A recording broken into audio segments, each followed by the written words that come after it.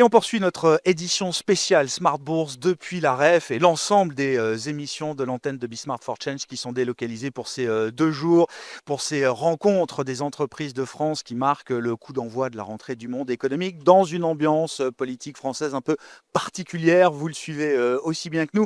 On va parler d'investissement à présent et de la place des particuliers dans le monde de l'investissement en France avec à mes côtés Marc Lefebvre qui est le président de Place des investisseurs, qui est également managing director de Scope, une agence de notation, même je devrais-je dire l'agence de notation pan-européenne qui est en train de grandir de plus en plus ces dernières années. Bonjour Marc et bienvenue. Bonjour Grégoire. Oui, j'ai dit d'un mot ce qu'était Scope parce que le sujet qui nous rassemble avec vous aujourd'hui, c'est celui des investisseurs et vous êtes donc président de Place des investisseurs depuis 2 ans maintenant. Je fais juste un petit rapide retour en arrière. On appelait ça à l'époque la Fédération des investisseurs individuels et des clubs d'investissement, devenu sous votre présidence Place des investisseurs.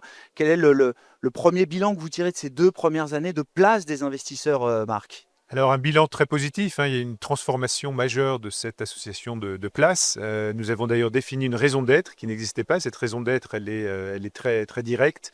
C'est de placer les citoyennes et les citoyens au cœur de l'économie et des transformations du monde et leur financement. Donc c'est une ambition qui est forte, qui est très forte. Aujourd'hui, nous avons complètement revu le positionnement, également sur toutes les classes d'actifs, puisqu'initialement, c'est très orienté sur les sociétés cotées. Là, maintenant, nous parlons de crypto-monnaies, de private equity, de crowdlending, crowdfunding. Donc nous avons de plus en plus de membres. Nous avons revu tous les raisons d'être, je le disais, mais également les différents axes de travail et nous avons de plus en plus de sociétés qui nous rejoignent et nous avons l'ensemble de l'écosystème qui se donne la main au cœur de cette association. Alors, j'ai appelé l'interview, j'ai titré l'interview l'âge d'or des investisseurs particuliers. C'est peut-être un peu audacieux, mais en tout cas, il y a vraiment quelque chose qui s'est passé ces dernières années. On le voit dans les chiffres de l'AMF. Depuis 2020, sans doute qu'il y a un avant-après Covid de ce point de vue-là, et on voit la transformation également de place des investisseurs. Je ne sais pas si on est encore au climax ou à l'âge d'or des investisseurs particuliers en France, mais en tout cas, sur les marchés, de plus en plus, les investisseurs particuliers représentent quelque chose de significatif. On voit que les investisseurs particuliers aux États-Unis, par exemple, sont capables de faire bouger le marché action désormais. Tout à fait. Alors, on peut dire que la France est une grande nation d'épargne. On a le taux, 18% des revenus sont en épargne, ce qui est supérieur à la moyenne européenne, mais nous ne sommes pas encore une grande nation d'investissement. C'est bien là où il y a un travail à faire. Effectivement, les Américains sont beaucoup plus avancés, mais on sait que tout ça est lié à leur ADN. Ils doivent gérer leur retraite, ils ont une appétence au risque beaucoup plus élevée. Donc aujourd'hui, on doit justement aller sur ces chemins. Et comment le faire? Je pense qu'on va en discuter. Comment le faire? Allons-y, parce que c'est l'initiative que vous avez lancée il y a à peine quelques mois, je crois. Donc, un collectif, je ne sais pas comment vous avez baptisé cette initiative, qui est plus qu'une initiative, qui est une concrétisation aujourd'hui, c'est l'Investisseur Academy, c'est ça, Marc? Quel est le constat que vous avez dressé pour lancer ce collectif? Qui rassemble-t-il? À qui s'adresse-t-il? Et comment est-ce que ça fonctionne? Alors, Investisseurs Académiques, nous avons lancé effectivement courant juillet avec un certain nombre de partenaires, une dizaine de partenaires privés. Et c'est un collectif, comme vous le dites très justement, parce que ça rassemble des acteurs privés au cœur d'une mission de service public. Cette mission, quelle est-elle? C'est la pédagogie, c'est l'éducation financière. C'est un sujet tout à fait démocratique. Il est extrêmement important de reprendre possession de ces investissements et de mieux les comprendre. Je le disais, nous ne sommes pas encore une nation d'investissement, mais par cette éducation, nous pensons pouvoir y arriver et nous dépassons les différentes initiatives institutionnelles qui ont le mérite d'exister, de l'AMF, de la Banque de France, mais qui, elles, ne rencontrent pas toujours leur public. Ici, en mettant des acteurs privés qui ont la relation avec ces investisseurs individuels, avec ces salariés, avec ces épargnants, l'épargne salariale est très importante en France. Eh bien, nous sommes en train de transformer l'essai.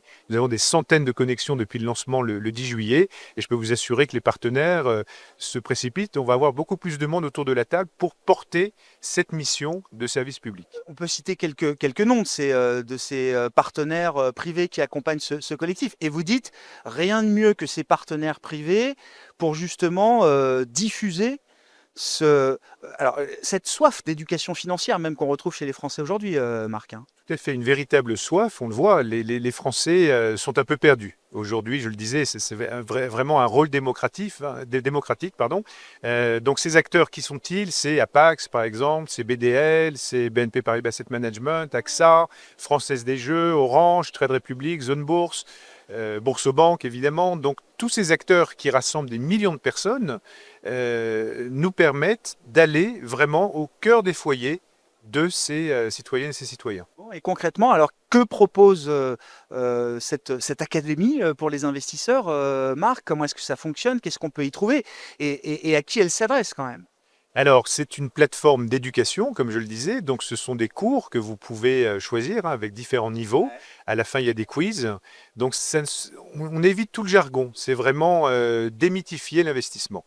Donc, par exemple, qu'est-ce que le PEA? Comment gérer ma retraite? Comment investir?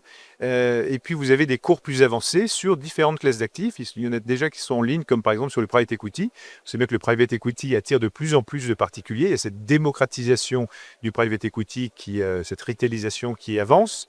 La loi industrie verte y participe.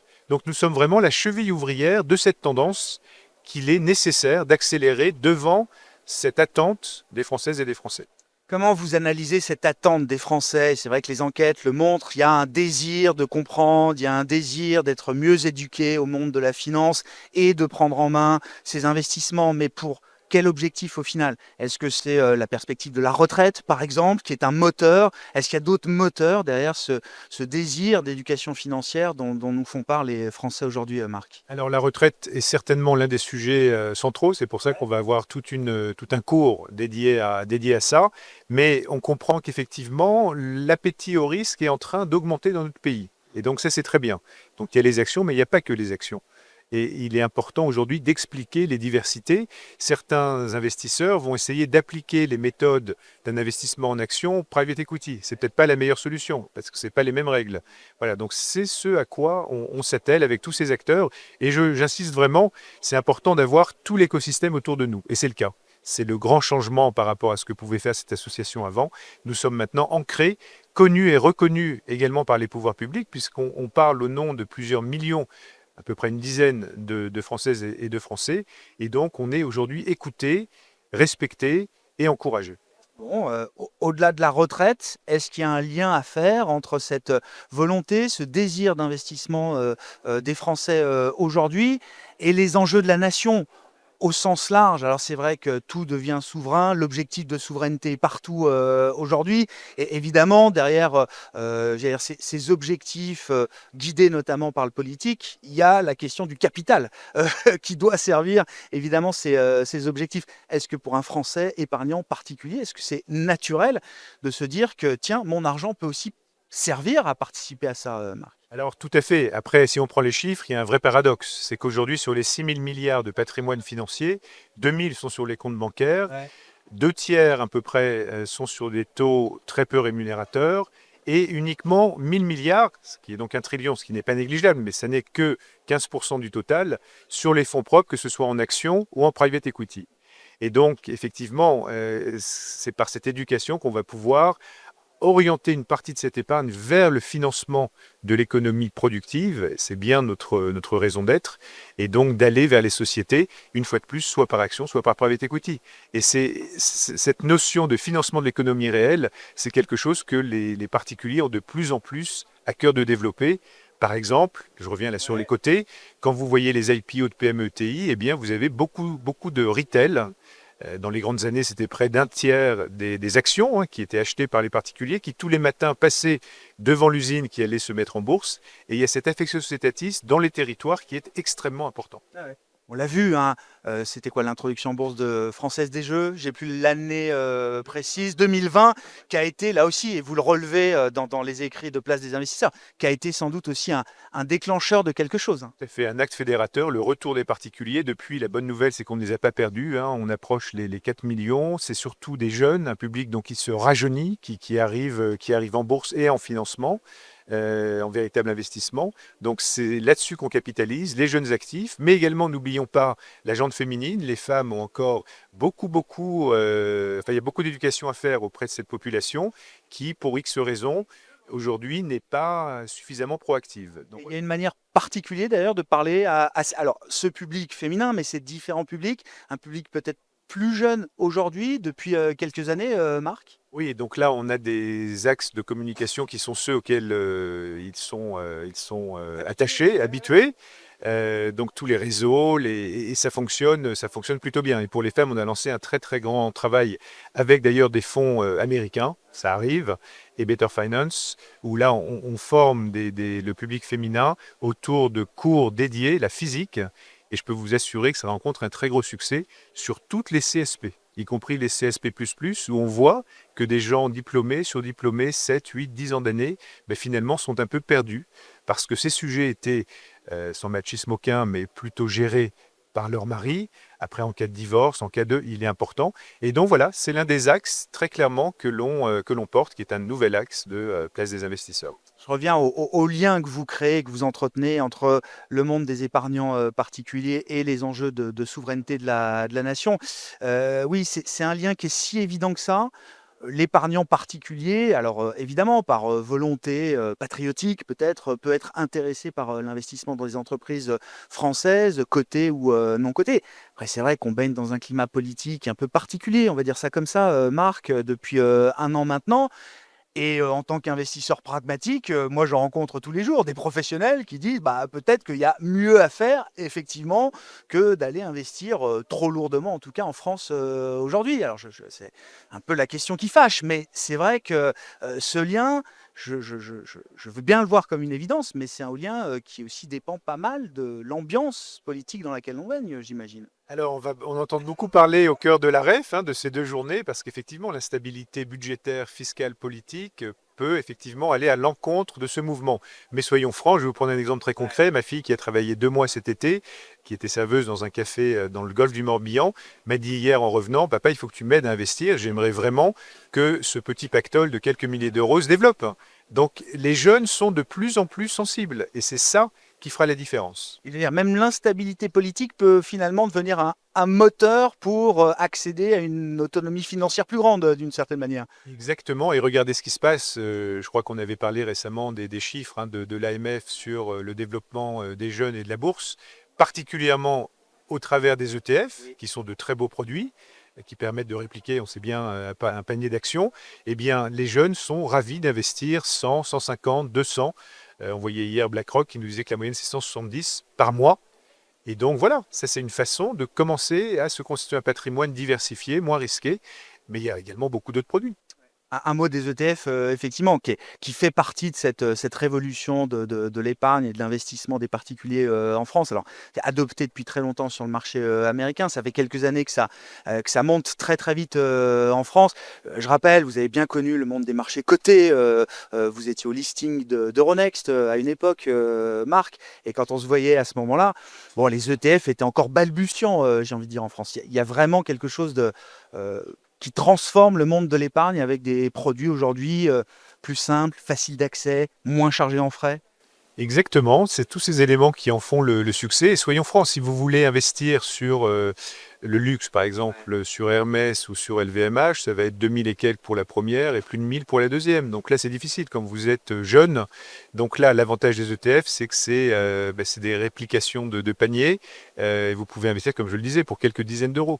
Et c'est ça, il faut rendre le produit accessible. Aujourd'hui, c'est illisible, c'est également beaucoup trop technique. Donc c'est toute cette démythification, je dis bien démythification et pas démystification, qu'il faut apporter. On n'est pas dans le monde religieux, mais en tout cas, Place des investisseurs, avec son côté d'association de place, association 1901, à cette neutralité qui est vraiment appréciée de tous. Et si je reviens un instant sur Investisseur Academy, si on a réussi à rassembler les acteurs que je citais, qui sont tous concurrents, c'est justement par notre neutralité. Parce que tout le monde comprend qu'il est maintenant urgent de prendre en main ce sujet.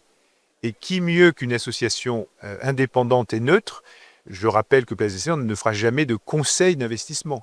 On est là pour donner les clés et après chacun se débrouille. Mais en tout cas, on voit que ça marche et que de plus en plus d'investisseurs, de plus en plus d'épargnants deviennent investisseurs. Pour conclure, Marc, on est ici à la REF qui rassemble le monde économique, mais aussi le monde politique et je veux dire le monde institutionnel français. Qu'est-ce qu'une association et une initiative comme Place des investisseurs avec l'Investisseur Academy?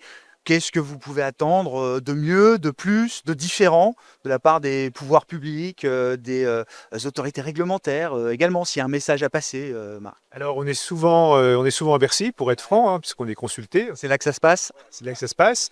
Donc quand on vient avec des incentives fiscaux, des demandes en tout cas, là on n'est pas toujours très bien reçu. Donc ça on l'a compris. Mais en revanche, ce qui serait bien, c'est d'avoir une vraie stabilité fiscale. Donc voyons ce que le gouvernement actuel ou le prochain fera, mais une stabilité c'est important parce que si on revient sur une instabilité comme on l'a connue pendant des années, c'est pas très encourageant. Donc ça c'est vraiment très important. Et donc voilà, je dirais que c'est le principal élément. Parce qu'un message qui est partagé par beaucoup de gens ici à l'occasion de ces 2 jours, Marc, hein. Et pour nous, il est extrêmement important que les Françaises et les Françaises reprennent main sur leur argent. Et c'est ça, tout ce rôle démocratique qu'on peut porter. Et croyez-moi, c'est pour ça qu'on est vraiment écouté par les instances de place. Merci beaucoup Marc. Marc Lefebvre qui était avec nous en tant que président de Place des investisseurs depuis l'AREF et cette édition spéciale de Smart Bourse sur Bismart for Change.